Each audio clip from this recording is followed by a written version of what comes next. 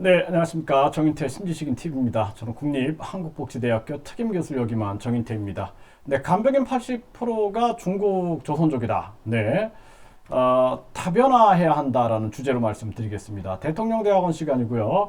대통령이 될 분들, 또 대통령을 찍을 분들, 네, 전 국민을 대상으로 우리가 20대 대통령을 뽑아야 되기 때문에 다양한 지식과 정보를 공유하는 그러한 시간을 갖습니다.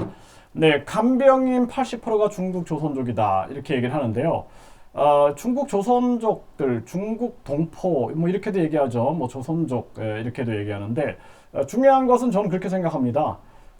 이분들이 진짜 우리 뭐 한국을 사랑하고 한국을 진실로 대하고 그리고 한국에 대한 정말 애국심이라든지 이런 부분이 있다라면은 충분히 우리가 정책적으로 도움을 줘서 우리가 끌어안아야 됩니다. 그런데 한국을 이용하거나 혼란을 조장하거나 범죄를 많이 유발시킨다든지 이런 거는 안 되는 거죠. 그래서 외국인 정책에서 중요한 측면들은 온정주의는 안 되고요. 우리가 불법 체류 문제라든지 엄정하고 강력하게 할 부분들은 엄정하고 강력하게 하고 우리 국익에 도움이 된다. 그리고 또 진정성을 가지고 우리가 한 어떤 민족으로서 우리에게 다가온다 그러면 우리가 다양한 정책을 통해서 도움을 줘야 된다. 저는 그렇게 항상 생각을 하고 있습니다. 그런데 이제 이걸 좀 합리적으로 바라보면은 간병인 80%가 중국 조선족인데 이거 다변화해야 한다라는 거예요. 그래서 이 근거를 가지고 제가 말씀을 좀 드릴게요. 네, 그래서 뭐 화교 중국 동포겠죠. 네, 투표 동료하지만 100만 다문화 공약은 3년 전보다 후퇴하고 있다. 이 굉장히 중요한 거예요. 이 정책이. 또 간병인 80%가 조선족, 공적 마스크 연계, 코로나 올물라. 간병인 80%가 조선족이다. 나오죠? 네. 그리고 설센 중국인 10만 명 돌아오는데 입국 금지 청원 54만. 그쵸? 네. 조선족 간병인 환자와 갈등 심화. 이런 기사가 나옵니다. 그래서 우리나라의 조선족, 중국 조선족의 그 간병인의 조선족이 80%다. 그러면은요. 코로나처럼 이런 문제가 터졌을 경우에는 이 간병인 대란이 생깁니다. 그래서 제가 정부하고 참 많이 얘기를 나눴어요. 이 부분에 대해서. 예? 우리가 중국에 너무나 이게 올인화되어 있는 거 아니냐. 응? 그리고 실질적인 뭐 요양병원이라든지 요양원 같은 데서는 간병인 대란이 있지 않느냐. 그러면 이 문제를 어떻게 해결해야 되느냐라는 부분에 대해서 끊임없이 얘기를 했어요. 이게 또 굉장히 간병료가 굉장히 비싸다라는 거예요. 예, 현직 그 병원 의사분들이 이제 저한테 연락을 하는 걸 들어보면은 그러다 보니까 결국에는 이런 간병인 마비 현상이 일어난다. 그러면 이 문제는 간단하게 해결할 수 있는데 해결을 안 하고 있는 거예요, 정부가. 왜냐하면은 우리나라에 외국인 유학생들이 굉장히 많아요. 외국인 유학생들. 그 외국인 유학생들한테 아르바이트를 할 수 있게끔 이거를 개방해라. 안 된다는 거죠. 그게 안 된다는 거예요. 그 이유가 뭐냐? 그게 법이다라는 거예요. 그러니까 이게 우리나라가 말이 안 되는 거예요. 그게. 예. 그래서 간단하게 해결할 수 있는 방법이 너무나 많아요. 외국인 유학생들이 이것을 아르바이트 할 수 있게끔 한다든지 또는 우리나라에 많은 그 252만의 외국인들이 있는데 그 외국인들이 이 간병인 이 서비스를 할 수 있게끔 주는 거야. 도움을 주는 거야. 그래서 우리나라도 교육이 발전할 수 있어요. 그래서 예를 들어서 간병인 교육을 이수하게끔 만들고 한국어 능력이 굉장히 중요합니다.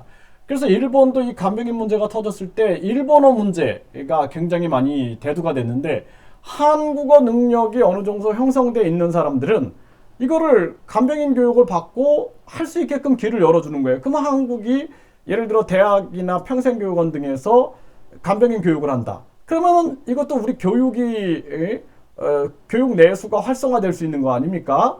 거기다가 그 다음에 여기 있는 인력을 우리가 충원할 수 있다는 거예요. 그 다음에 한국어가 세계화될 수 있는 기회가 되는 거예요.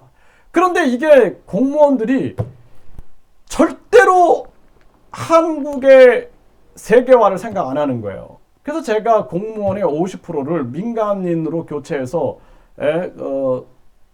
사회 경력, 공무원들은 무조건 저 민간 기업 경력직 민간 기업을 5년 이상 근무한 사람을 공무원으로 배치해야 된다.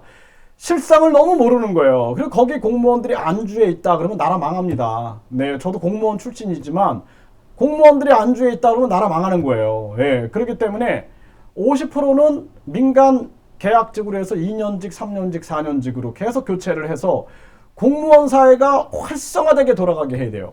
그 국민 뭐 영혼이 없다 이런 얘기를 하잖아요. 왜냐하면 이게 얼마나 큰 문제냐. 지금 간병인 80%가 중국 조선족이고 예전에 우한에서 폐렴이 돌았을 때 이런 큰 문제, 간병인 대란 문제가 생기게 되는데 이것을 해결할 수 있는 방법이 간단한데 외국인 유학생들한테 아르바이트를 할 수 있게끔 열어준다든지 또는 외국인이 250미만인데 그 외국인 250미만이 한국어 능력, 예를 들어서 토픽이라 그래요. 한국어 능력 시험. 한국어 능력 시험 상급 이상 합격자, 그리고 간병인 교육을 이수한 자. 그러면 우리나라 간병인 교육원, 요양보호사 교육원이 활성화되는 거예요. 내수 경제가. 그러면서 간병인도 확보하게 되고 뿐만 아니라 한국어가 세계로 수출된다. 그래서 이거를 제가 끊임없이 얘기한 거예요. 그래서 우리가 앞으로는 간병인 비자를 만들자. 우리가 3D 업종이라고 해가지고 뭐 농업, 어업, 축산업 등의 뭐 제조업 등 이런데 외국인 근로자들을 우리가 뽑는데 뿐만 아니라 간병인도 뽑아야 된다. 왜냐면 우리나라 저출산 고령화 문제가 심각하기 때문에 이거 빨리 대처해야 된다. 그래서 제가 요양보호사 그 협회에 임원들하고도 회의도 하고 제 사무실에 많이 찾아왔어요. 왜냐하면 이거에 대해서 제가 많은 글을 썼어요. 논평 같은 걸 많이 썼습니다. 제가 칼럼을 많이 썼어요. 그러면은 해외를 나가보면은 예를 들어 베트남은 독일에서 들어와서 일본에서 들어와서 요양보호사들을 양성하고 있어요. 그래갖고 데리고 갑니다. 예? 이해되시겠어요? 근데 한국은 지금 그냥 손 놓고 있는 거예요. 정말 공무원들이 애국자가 부족해요. 애국자들이. 정치인들은 끊임없이 정당만 쳐다보고 있고 국민은 쳐다보지 않고 있고. 그래서 국민공천제가 필요하다. 국민공천증제. 예? 그리고 국민배당금제, 국민권익금제가 필요하다. 제가 얘기하는 거예요.